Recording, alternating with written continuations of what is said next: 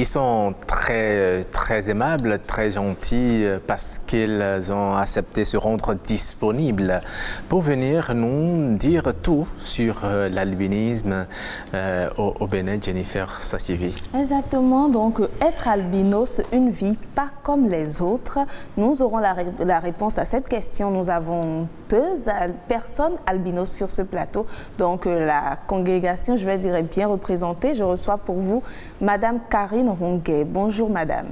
Bonjour Madame Stéphanie. Jennifer. Oui, bonjour. Merci d'avoir accepté notre invitation. C'est moi. D'accord. Alors en face, également une personne albinos, Monsieur Franck Rouetterou. Bonjour. Bonjour Madame, j'espère que vous allez bien. Nous allons bien, et chez vous? Ça va.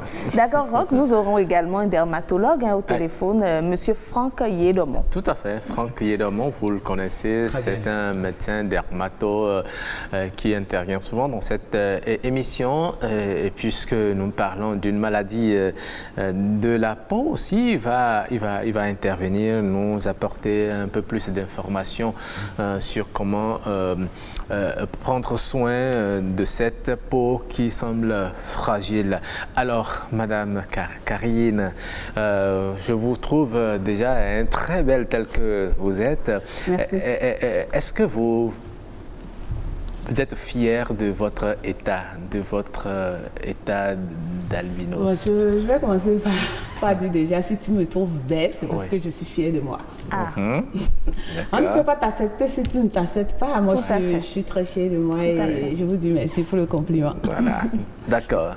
Très bien. Vous êtes bien fière de vous, ça veut dire que vous vous aimez. Je suis albinos, c'est fière. Je me dis, si Dieu ne m'avait pas créé comme ça, qu'est-ce que je serais? Dis donc. C'est un très bel état d'esprit. Oui, je conçois. Mais est-ce que c'est aussi facile dans la société? Certes, à votre niveau, vous vous sentez fier, vous n'avez pas de complexe ou bien vous faites l'effort de surpasser ces complexes, mais dans votre environnement immédiat, déjà à la maison, est-ce que vous êtes accepté comme cela se doit? Je vais commencer par dire que c'est la maison plutôt qui m'a donné cette force. Et dans la société, ce n'est pas aussi simple. Et je peux dire que cette force m'a accompagnée toute ma vie. C'est depuis la maison, c'est depuis l'enfance. Vous voyez, j'ai eu des parents quand même formidables et une famille très ouverte d'esprit. Tout ça m'a beaucoup aidé, m'a beaucoup forgé. Mais déjà que je m'accepte, pour moi, c'est plus facile. Mais je dis, ce n'est pas le cas de chez tout le monde. Il y en a qui ont beaucoup de problèmes, qui n'arrivent pas à s'assumer. Je veux dire déjà que c'est la faute à leur famille, c'est la faute aux parents. Donc, voilà. Et en société, quand les gens vous voient, ils se mettent à l'écart ou bien ils vous abordent comment ça se passe? Naturellement, non. Oui. Tout ce qui est différent, l'homme n'accepte pas facilement. Donc, me mettre à l'écart, bon, non, c'est pas radical. Oui. Je suis bien acceptée par beaucoup. Je n'ai pas les yeux pour voir les rejets. Oui. Donc, du coup, je ne sais pas si on me rejette. Ok. Vous n'avez pas des yeux pour voir les rejets. Étant donné que vous êtes femme, est-ce que pendant que vous étiez jeune ou bien même tel que vous êtes aujourd'hui, je suppose que vous... Est-ce que les hommes vous approchent, vous font la cour? Oui. Bon, les hommes, beaucoup d'hommes m'approchent. Beaucoup d'hommes font la cour comme... Mais il faut être réaliste. Oui. Le tout ne sont pas de bonne foi. Il y en a qui vous approchent juste pour voir ce qu'il y a au fond. Oui. Il y en a qui vous approchent parce qu'ils sont émerveillés par une création de Dieu aussi exceptionnelle. Oui. Donc, c'est à nous d'avoir l'œil, d'avoir l'esprit de discernement, et de prier chaque jour que Dieu nous éclaire et pour qu'on puisse reconnaître les vrais. Oui. Et c'est vrai qu'il y en a qui sont sérieux, comme vous l'avez dit, qui ne veulent pas voir ce qu'il y a au fond, ce qu'il y a en bas, et qui arrivent à fonder une famille, même avec des albinos. Là aussi, vous avez pu arriver ou bien c'est toujours un projet? Moi, je dis que mon cas est un peu délicat parce que moi, j'ai un enfant. Ah oui? J'ai un enfant, j'en ai 2. Ah oui. Donc, Ils sont aussi albinos? Non. Non, mes fils sont noirs. Oui. Donc, Votre mari, il n'est pas albinos? Je ne suis pas mariée. Ah, d'accord. C'est vrai que j'étais restée un peu. Le projet, c'était le mariage avec le père de mon enfant.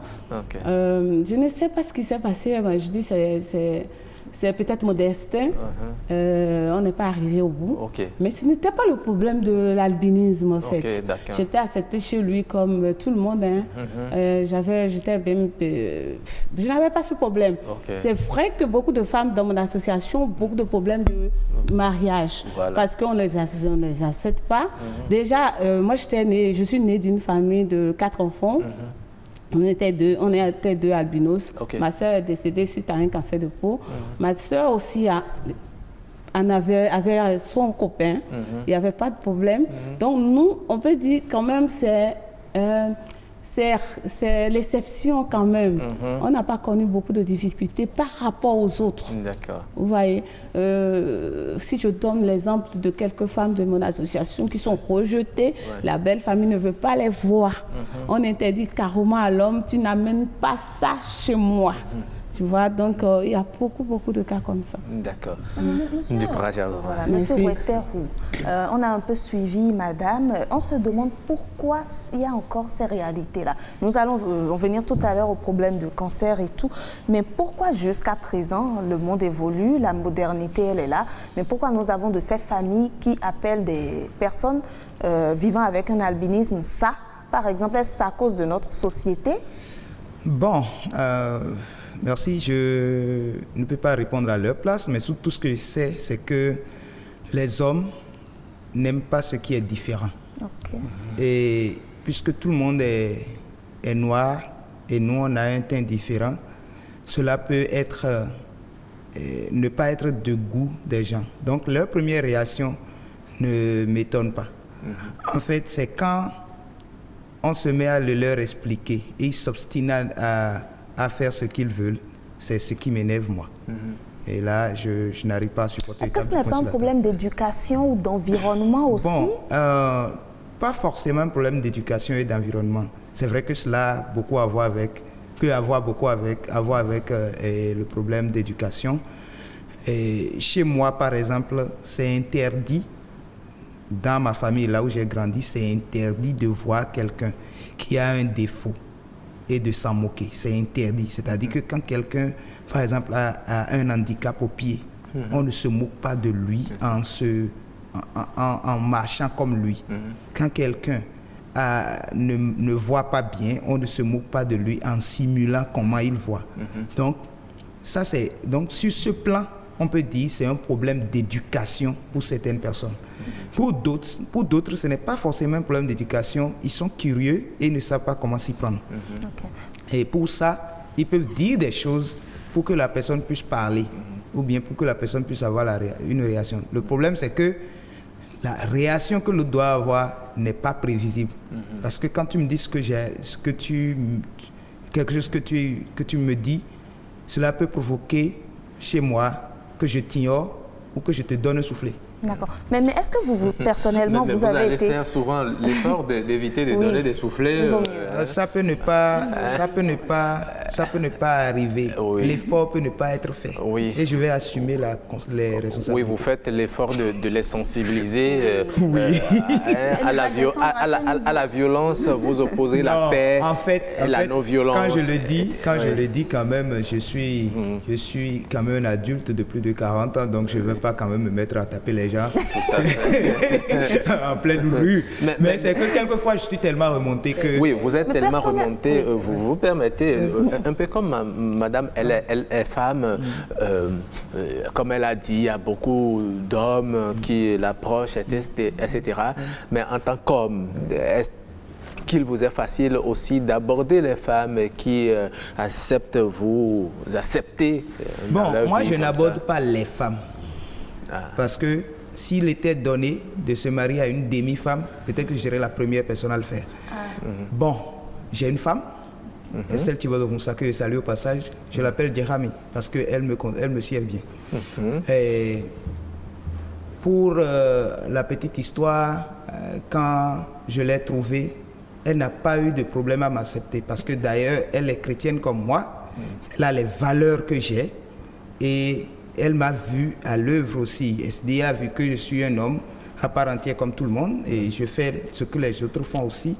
Donc ça n'a pas eu, on n'avait pas eu de problème pour que je sois accepté avec, qu'elle m'accepte. Mais ses parents n'étaient pas totalement d'accord. C'est vrai qu'elle était chrétienne aussi, qu'il était chrétien aussi, mais il y en a parmi eux qui ne voulaient pas parce que je suis mauvais, mais parce que, bon, la différence... On craint qu'elle va faire des enfants albinos. Et si moi, j'ai un enfant atteint d'albinisme, je serai quand même fier, parce que je ne me suis pas rejeté. Donc ça veut dire que jusque-là, vous n'avez pas d'enfant albinos? Je ne peux pas en avoir. Ah, d'accord. Oui. Parce que l'albinisme, c'est génétique et c'est récessif. Okay. Puisqu'il n'y en a pas chez madame, dans la famille de madame, on ne risque pas d'en avoir. D'accord. Oui. Et justement, comment vous faites face à ces stigmates-là? Donc, est-ce que vous avez vécu des expériences qui vous ont particulièrement marqué? J'en vis presque toutes les semaines, surtout quand je sors. J'en vis vraiment presque toutes les semaines. Et ce que je peux dire par rapport à cela, oui, c'est qu'à des moments donnés, oui, j'arrive à me maintenir, à me contenir. J'étais un jour en circulation quand quelqu'un commence par dire « Yovo akanukunumo edien ». Et c'était un soir. Quand je suis retourné, je l'ai regardé. Quand je l'ai regardé, il dit vous voyez ce que ça fait? C'est dit, tu ne me vois pas. Hein. Ceux qui te parlent là, ils sont derrière encore. Moi, je le vois. Et je l'ai regardé. Il a continué. Quand il a dit ça, moi, je me suis tué. Je l'ai regardé une troisième fois. Tout le monde disait, mais qu'est-ce qu'il dit comme ça? C'est un tassimane. Et en fin de compte, je l'ai regardé une quatrième fois, je lui ai dit, et j'ai continué. Bon. Vous voyez? Donc, c'est dit, l'impolitesse au cardinal fini. Mais bon, quelquefois je réponds, quelquefois je ne réponds pas. D'accord. Très bien.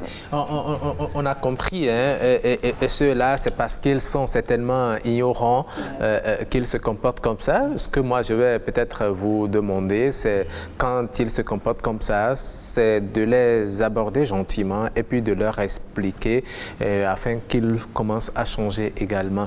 Alors, qu'est-ce que vous faites dans votre association pour aider les albinos à s'accepter comme vous êtes acceptés et à vivre avec le mal, si on peut l'exprimer ainsi? Ok, Albi International, d'abord, c'est pour l'épanouissement et l'insertion.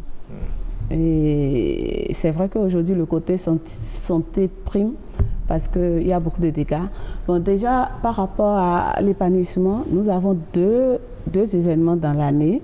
Un qu'on va faire le 19 prochain par rapport à la journée internationale de sensibilisation à l'albinisme. Et nous avons après ça Noël des enfants albinos. Ça va la 5e édition. Donc, je dis, tous ces rassemblements que nous faisons aident les albinos à se sentir, à avoir confiance en eux. Parce que de là, on fait la sensibilisation, un peu de coaching, on arrive quand même. Alors, mais est-ce que vous pouvez estimer, est-ce que vous pensez qu'on peut dire que l'albinisme est une pathologie? Cette question, je n'aime pas trop répondre parce que c'est accepté d'abord que c'est une maladie. D'accord? Et pour vous, ce n'est pas une maladie? Pour moi, ce n'est pas une maladie, mais l'albinisme, c'est que nous avons des handicaps. Est-ce qu'on va dire automatiquement que nous sommes des malades? Si oui, j'accepte pour qu'on nous soigne alors. L'albinisme, ok, on peut voir ça, on peut un peu aménager ça et dire... nous sommes comme tout le monde, on a des malades, on a des bobos, c'est vrai, mais est-ce que c'est automatiquement accepté que c'est une pathologie? Mais plutôt, des mots peuvent en découler, si je vous comprends, c'est ça? Bien sûr, c'est comme un peu crasser le sujet, ne pas... Oui, mais les mots qui peuvent en découler, généralement, on voit sur le corps des blessures, des plaies, justement, et pas... Au même moment, on voit certains albinos qui n'ont aucune tache sur leur corps, et on entend souvent dire que c'est parce que leurs parents ont respecté leur totem qu'ils n'ont pas fait ci, n'ont pas fait ça. Qu'est-ce qui cause justement ces blessures que vous portez sur le corps? Voilà, nous portons des blessures par ignorance. Parce que déjà, à la base âge, on doit enseigner aux parents, on doit les éduquer. Moi, je pense que le problème, c'est la base qui est faussée. Parce que quand aujourd'hui, nous, dans notre association, quand tu fais un bébé albinos, on commence par pas suivre avec toi. Et on te donne des conseils. Quand vous commencez par dire, ne laisse pas ton enfant promener sous le soleil. Passe tel produit sur le corps de ton enfant. Cet enfant va grandir sans bobo. Et c'est vrai, c'est une question de moyens aussi. Parce que la femme qui n'a pas l'argent, le couple qui n'a pas l'argent, laisse son enfant sortir, va me payer à casa là, en plein midi. Ce n'est pas joli. Et ça dit que l'albinos ne doit pas circuler sous le soleil. L'albinos ne doit pas circuler sous le soleil. En cas de force majeure, tu passes des crèmes solaires, ton chapeau, les chapeau, tu mets les lunettes. Je suis venue ici avec les lunettes.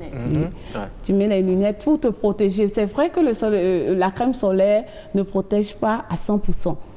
Mais ça t'aide quand même à ne pas avoir les bobos comme vous le dites. Moi aussi, moi qui suis ici, j'ai été victime de ça. C'est pas ignorance. Quand j'étais enfant aussi, je me baladais tout le temps sous le soleil. Il y a pas, grâce à Dieu, moi, on m'a soignée au Congo. Dernièrement, j'étais au Congo. J'ai fait 4 mois d'hospitalisation. C'était un début de cancer de peau. Ah bon? Oui, c'est pas la grâce de Dieu si je suis là. Et c'est pour ça que je demande souvent aux albis, oui, évitez le soleil, mais priez beaucoup. Parce que quand tu pries, quand tu as l'Esprit Saint, il te guide. Moi, je peux dire que c'est l'Esprit Saint qui m'a guidé, qui m'a amené au Congo. Il y a un président, Johnny Chancel, qui a organisé une campagne de sanitaire où il a fait venir un docteur spécialisé dans le traitement de notre peau. Il s'appelle le docteur Inena, il est sur YouTube. Il ne soigne que les albinos.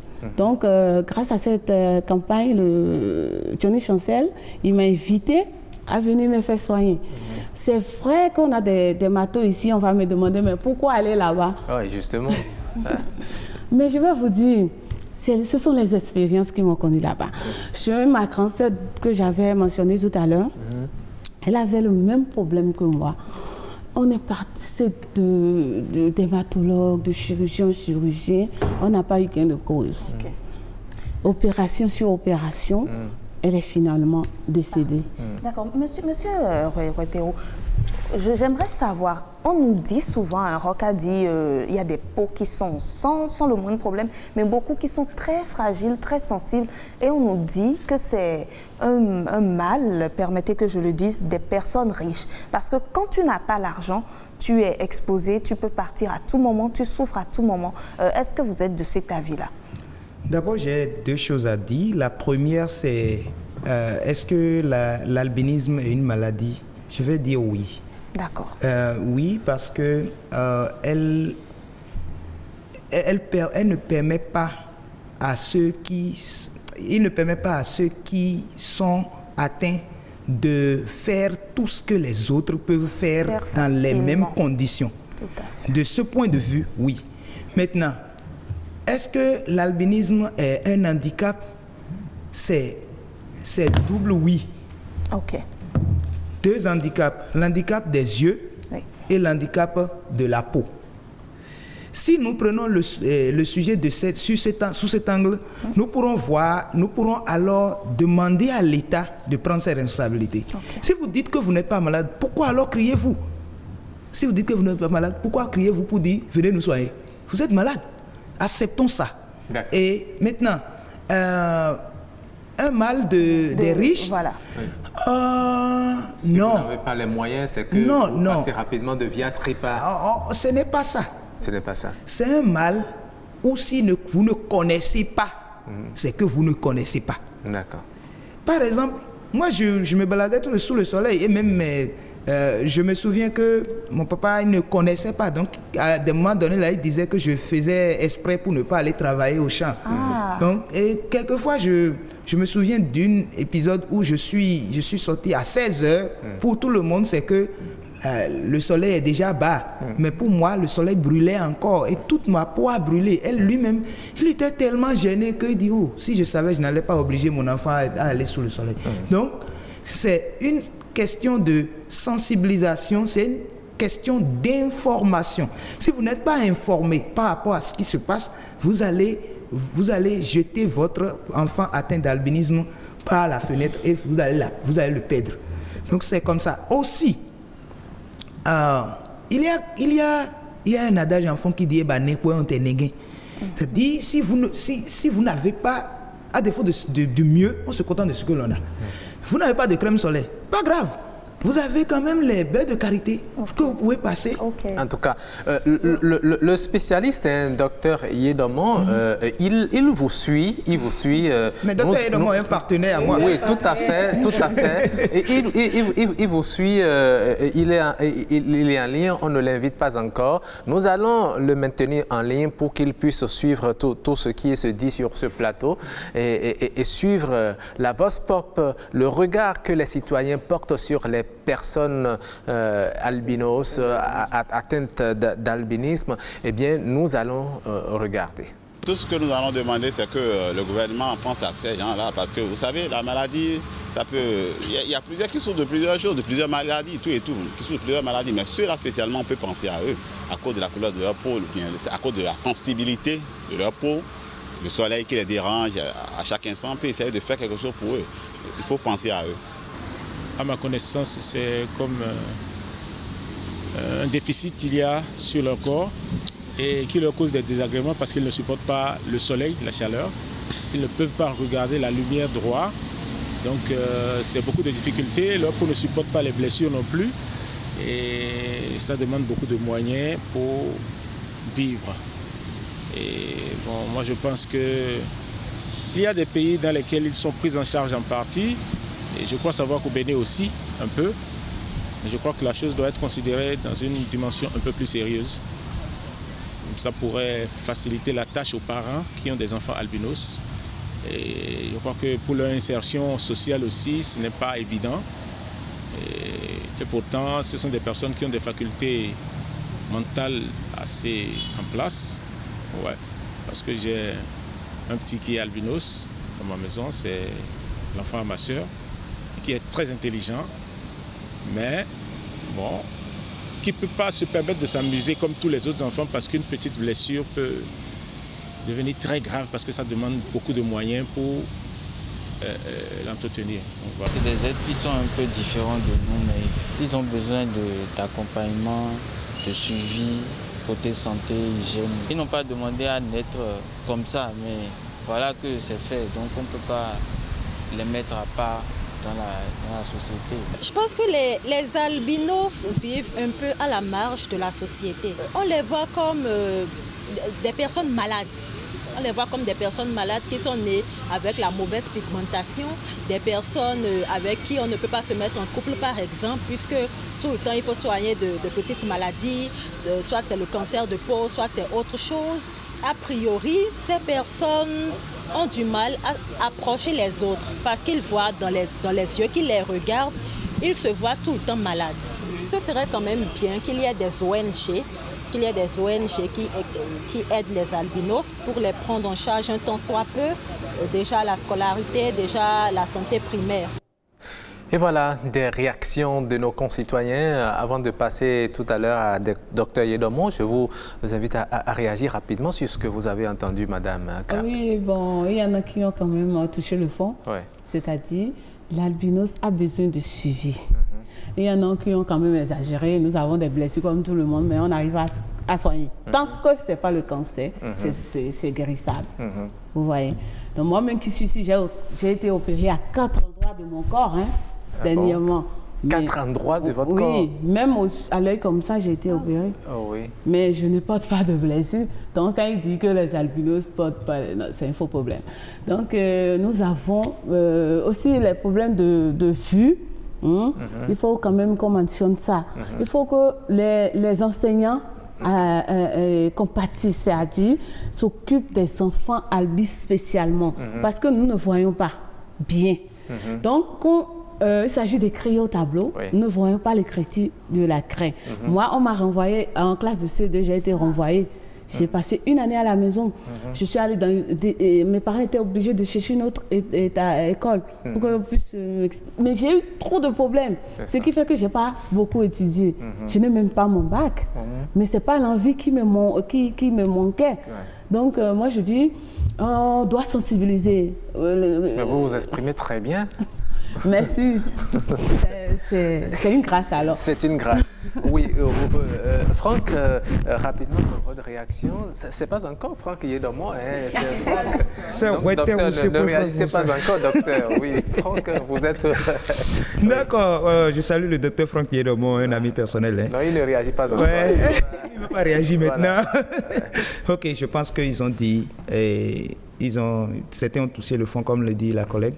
Et comme j'ai l'habitude de le dire au niveau de nos formations des enseignants, les enseignants sont les autres parents de des enfants atteints d'albinisme. Si eux, ils ne s'occupent pas d'eux, qui va le faire? D'accord, très bien. Merci beaucoup. Alors, le moment est venu pour entrer en liaison avec notre dermato-docteur Franck Yédomo. Bonjour. Bonjour, comment vous allez? Ouais, nous allons très bien. J'espère que vous avez suivi le débat ici. Hein. Je vous ai laissé en ligne exprès. Effectivement. Voilà. Alors, nous parlons, comme vous le savez déjà, de l'albinisme. Dites-nous, est-ce qu'on peut dire que l'albinisme est une pathologie? Oui, absolument. On peut dire que l'albinisme est une pathologie. Je vois qu'on a déjà beaucoup décrit des choses. Ouais. C'est une pathologie qui est une génodermatose, parce que c'est une atteinte en fait de génétique, d'accord, qui oblige ces sujets-là en fait à ne pas avoir de mélanine et donc de ne pas avoir de protection solaire. Et donc, si on sait que même les sujets normaux, donc au fil des années, avec l'intensité du soleil, peuvent avoir des altérations au niveau de la peau, même quand on est normal. Chez les sujets albinos, c'est quelque chose de très grave, parce que ça affecte non seulement le système tegumentaire, la peau, mais également le système oculaire. Ce que moi je pense dans cette histoire, c'est vraiment rester à côté des personnes vivant avec l'albinisme. Et pour moi, c'est vraiment la photoprotection. Parce que en général, nous, on fait le suivi des pathologies qui arrivent chez les personnes vivant avec l'albinisme de façon gratuite. On reçoit plusieurs associations. Oui. Allô? Et qu'est-ce que vous appelez photoprotection? Voilà, je pense qu'on aurait beaucoup d'intérêt à imposer la photoprotection vestimentaire, c'est-à-dire obliger toute personne vivant avec l'albinisme à avoir, par exemple, une camisole vestimentaire, c'est-à-dire on peut aller même jusqu'au voile intégral. Pourquoi je dis cela? Soit le voile intégral pour les femmes et l'adaptation avec la capuche pour les hommes. Pourquoi? Parce qu'on ne peut plus rien faire lorsque on est dans un cas de cancer. Ok. Et donc, avec la société de dermatologie, pardon? Ils auront continuellement chaud. Il vaut mieux avoir chaud chez soi. En dehors de soi. Chez soi, il peut se déshabiller. S'il est à la maison, il peut se déshabiller. Mais il vaut mieux avoir chaud dehors quand on est à l'extérieur au soleil que de mourir à 18, 25 ans ou bien 30 ans de cancer, donc des risques de cancer.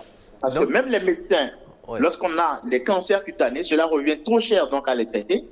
Et en général, le mieux, c'est d'aller vers la prévention. D'accord. C'est ce que je pense. Et même la Société Béninoise de dermatologie est en train de préparer un projet qui va s'appuyer sur les associations, les organisations qui luttent aux côtés donc, des personnes vivant avec l'albinisme pour améliorer ce phénomène. Et nous devons même aller jusqu'à imposer cela en termes de loi législative pour pouvoir protéger nos enfants et les personnes vivant avec l'albinisme. Parce que nous, on le met gratuitement, la consultation, pour les suivre, pour qu'ils ne disent pas « Ah non, je n'étais pas au courant, ah non, ceci ». Mais il n'y a que cette photoprotection vestimentaire qui est faisable au Bénin. Et qui fera en sorte que le Bénin soit le premier pays à prendre une disposition de ce type, camisole vestimentaire pour toute personne vivant avec l'albinisme. Cela va être formidable, hein, ce que vous proposez là, si on arrivait à le faire. Mais vous savez, docteur Yedomon, lorsqu'on parle des albinos, ce qu'on voit premièrement, ce sont les blessures qu'ils peuvent porter sur la peau. Mais en dehors de ça, quels sont les autres dangers auxquels ils s'exposent? Bon, en général, les lésions sont des lésions liées au soleil. Tout simplement parce que l'ADN au niveau des cellules cutanées est altéré par les rayons violets, ultraviolets A. Après, cela peut évoluer de façon continuelle. Et si c'est chronique, cela passe en fait à un stade de cancérisation. La deuxième chose, c'est le problème oculaire, c'est-à-dire l'acuité visuelle qui baisse. Avec la photosensibilité au niveau de l'œil. Et en général, au niveau de l'œil, on ne voit pas de réelles complications, à part que ces enfants-là, en général, ont du mal donc à avoir une scolarité correcte, parce qu'ils ne voient pas très bien. Mais je pense que le plus indispensable, c'est d'imposer cette camisole vestimentaire, que ce soit au niveau des hommes et des femmes vivant avec l'albinisme. D'accord. Mais est-ce que vous pensez, parce qu'on le dit, hein, lorsque vos parents n'ont pas les moyens, il vous est difficile de survivre, de vivre avec cette pathologie. Et c'est justement pourquoi vous proposez une camisole. Est-ce que c'est la maladie des gens riches? Parce que ceux dont les parents, les albinos dont les parents ont un peu les moyens, on les voit avec des peaux vraiment propres, on leur fait les soins adéquats. Est-ce que le pauvre qui voit dans ses enfants un enfant albinos, peut-il vraiment s'occuper de l'état de santé de cet enfant? Effectivement, en fait, l'albinisme, ce n'est pas une question de pauvreté ou de richesse, c'est une question donc de responsabilité. Nous n'avons pas de protection solaire et nous devons avoir cette protection solaire. C'est cela. Après, ceux qui ont les moyens, en général, ils s'en occupent bien puisqu'ils veillent à ce que ces principes-là soient respectés dans la thérapeutique. D'accord? Oui. Mais au Bénin, nous n'avons pas les moyens. Si vous devez prendre en charge un cancer, et ça vous coûte par exemple 20 000 euros, ça fait environ 12 millions de francs CFA, la prise en charge d'un cancer, franchement, ce n'est pas efficient. Et donc, c'est pourquoi nous devons rester dans la prévention. La prévention tous les jours, quel que soit ce que ça nous coûte, pour ne pas arriver à ces états-là. D'accord. Après, il y a des enfants albinos, en fait, qui vont dire non, j'aime pas la camisole, j'aime pas ceci, je préfère sortir avec les jambes tout à fait nues, comme tout le monde. Mais là, il faut une éducation thérapeutique et il faut même aller jusqu'au législatif. Parce que ce qui va arriver après, c'est la mort. Et donc, on doit vraiment veiller à ce que tout soit fait de façon la plus rigoureuse possible. D'accord, très bien. Parce que vous n'avez jamais vu une personne vivant avec l'albinisme en fin de vie, avec le cancer, les métastases, la douleur. Franchement, ce n'est pas quelque chose que moi j'aimerais revoir. Voilà. Et donc, il faut tout faire pour qu'on soit dans la prévention et la prévention la plus rigoureuse possible. Oui, justement. Et parlant de la prévention, comment peut-on éviter la survenue, si c'est possible, au monde, justement, des personnes portant ce mal-là? Est-ce qu'il est possible d'éviter, ou bien au cours même de la grossesse, faire des analyses pour savoir s'il y a des produits à prendre pour que cela... Est-ce qu'il est possible d'éviter cette situation? En général, au Bénin, on ne fait pas en général de tests génétiques avant la naissance, en général, bien que cela soit possible. Mais tout le monde peut porter ce trait de façon récessive. Cela veut dire que c'est totalement aléatoire d'avoir un albinos dans la famille. Ça veut dire qu'il y a un trait qui est passé, jusqu'à ce que ça se révèle. Donc, au niveau de la prévention anténatale, ce n'est pas vraiment évident. Mais lorsque l'enfant est là, nous pouvons prendre des décisions pour faire en sorte que cet enfant vive le plus longtemps possible et vive comme tout le monde. Et cela passe par l'application des crèmes solaires, la photoprotection vestimentaire et également donc le suivi régulier. Et c'est pourquoi nous, en notre cabinet, au plan privé, nous mettons la consultation gratuite et nous accompagnons les associations de personnes en fait vivant avec l'albinisme pour pouvoir détecter rapidement tout érythème et le traiter.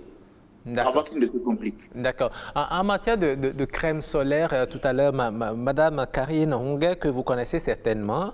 Absolument. Oui. Elle a dit qu'elle passe des crèmes solaires. Franck, votre homo, Franck Hueterou, que vous connaissez aussi certainement, lui, il estime que, bon, il faut des beurres de karité. Finalement, qu'est-ce qu'il faut pour justement à aider ces personnes à En général, les crèmes solaires marchent très bien. Seulement, les crèmes solaires ne sont pas produites au Bénin, donc ça revient un peu cher.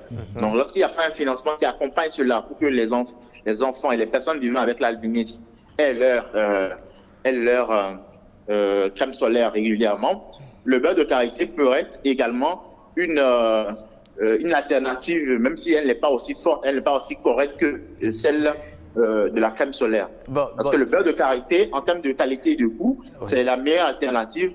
On protège donc la peau et on fait sa protection vestimentaire. D'accord. Docteur, Madame Karim, tout à l'heure, elle a hoché la tête, elle a catégoriquement refusé le beurre de karité. Je vais lui demander pourquoi déjà. Bonjour, Monsieur Franck. Bonjour. Bonjour, Karine. D'abord, je vais commencer par dire merci à Dr. Franck Yédomon. Il nous soutient beaucoup. Il offre des consultations à toutes les personnes vivant avec l'albinisme. Il fait ça depuis. Dernièrement, le 13 juin passé, on était à son cabinet pour des consultations dermatologiques. Toute l'équipe était là-bas. Merci, docteur. Merci. Donc je dis, mais docteur, vous m'avez toujours dit que j'ai des lésions sur la peau, vous m'avez souvent interdit le soleil, tout. Mais je vais vous dire, j'ai essayé le beurre de karité des jours. Ça a aggravé mon cas. Moi, je pense que le beurre de karité, docteur, le beurre de karité, c'est pour adoucir la peau, pas pour protéger contre le soleil. Voilà. Parce que quand on dit ça, on confond tout. Il faut qu'on fasse la nuance, qu'on exhorte à la crème solaire, qu'on cherche le moyen de nous trouver des crèmes solaires que les albinos auront chaque 30 jours, qu'on ait des subventions, bien je ne sais quoi, qu'on puisse s'en procurer gratuitement ou qu'on installe une usine de crème solaire ici, au Bénin. On doit insister sur les crèmes solaires. Moi, je pense, le beurre de karité est très bien, mais c'est pour adoucir la peau. Voilà, docteur, c'est la réaction à chaud de Madame. Oui, je la comprends très bien. Ce qu'elle dit, c'est tout à fait correct. La crème solaire est totalement, qui est vraiment correcte par rapport à ça. Mais vous savez, partout, on n'a pas de crème solaire. Vous savez, au Togo, par exemple, il y a certaines fondations qui aident les personnes vivant à l'albinisme, ça produit eux-mêmes la crème solaire. Mais quand on n'a pas ça, quand on n'a rien, quand on est à Tantita, à Natitingou, des zones très ensoleillées, et qu'on est albinos, et qu'on doit avoir au moins quelque chose pour se protéger, le beurre de karité peut être une alternative. D'accord. Ça, c'est à défaut de tout ça. Voilà, donc c'est bien compris. Oui, il demande que l'on installe une usine de fabrication de crème solaire ou bien subventionner peut-être et faciliter son accès aux personnes portant l'albinisme. Puisqu'il y en a au Cameroun, puisqu'il y en a un peu dans la sous-région, mais on peut... Il y en a au Cameroun, il y en a au Togo. Voilà. Mais le problème, c'est qui paye. Donc, aidez-nous. Si on doit s'adresser à l'État, monsieur... Justement, il y a un projet qui est en cours actuellement avec la Société béninoise de dermatologie pour pouvoir renforcer le dispositif législatif et faire en sorte que ces crèmes-là puissent être produites. Donc, normalement, ce projet ne devrait pas traîner et on contactera l'association pour faire en général le lobbying nécessaire pour pouvoir aboutir à des résultats. Merci, docteur. Monsieur Hueterou, qui est très patient de répondre aussi. Oui, je voudrais dire que tout à l'heure, quand je voudrais parler de beurre de karité, j'avais bien dit, à défaut du mieux, on se contente de ce que l'on a.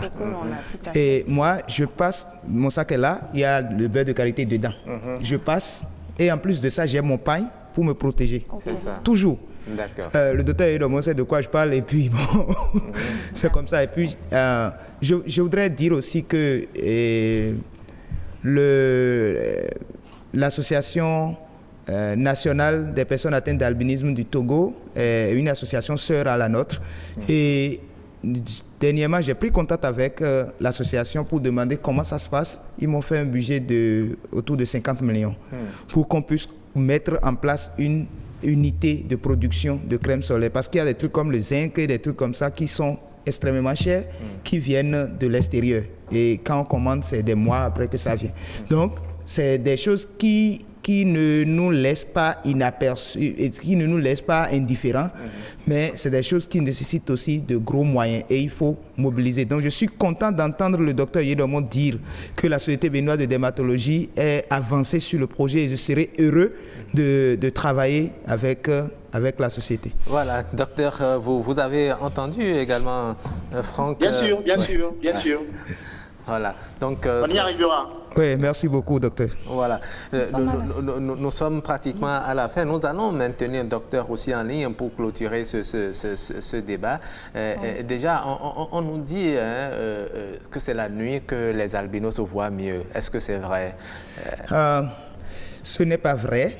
Ce n'est pas vrai. La nuit, il y a que les rayons solaires qui dérangent les yeux le jour ne sont plus au rendez-vous, mais ça n'améliore pas outre mesure la vision au niveau des personnes atteintes d'albinisme.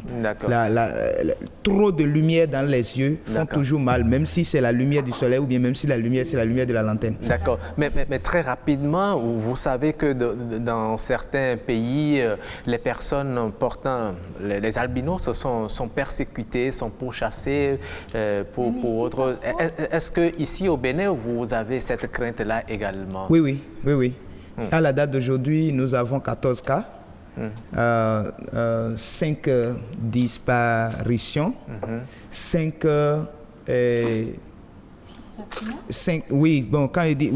disparitions, 5 assassinats manqués et 4 atteintes à l'intégrité physique. Donc ça, c'est le dernier en date, c'est il y a 2 ans, où il y a un monsieur atteint d'albinisme qui est mesuré à la quarantaine ou bien non la cinquantaine environ, qui s'est porté disparu et on l'a plus jamais revu. Donc vous devez conclure parce que nous sommes complètement à la fin déjà.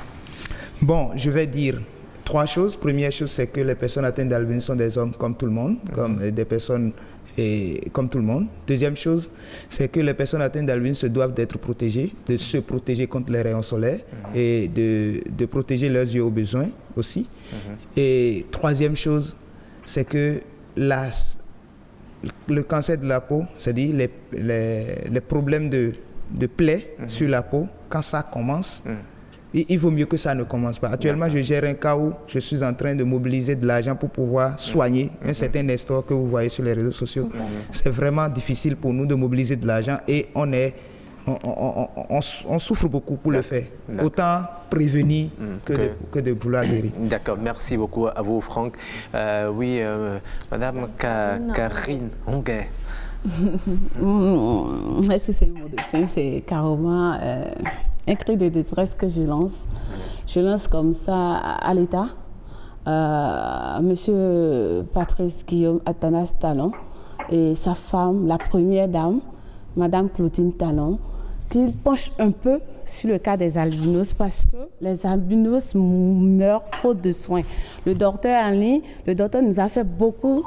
Il nous a parlé des projets en cours. J'aimerais qu'ils jettent un regard, qu'ils jettent un regard sur tout ça, qu'ils apportent le soutien. On en a besoin. Vous avez vraiment besoin de soutien. Oui, docteur Yedomo, vous aussi, vous avez 30 secondes pour votre mot de fin. Je pense que mes chers amis qui sont sur le plateau, Madame Onguet et Monsieur Franck Onsa et tous ceux qui sont là, ils font vraiment le job de sensibiliser. Moi, je peux que les encourager et que cette sensibilisation continue et qu'on ait beaucoup moins de cas de cancer au Bénin. D'accord. Merci beaucoup, docteur. Très bonne journée à vous. Et voilà, merci également à vous, Karine. Pour lancer notre événement du 19 juin, c'est à la place des Martyrs. Nous invitons tous les albis de Cotonou de venir nombreux. On va partager des crèmes solaires grâce à Madame Chabikao. Ok, d'accord.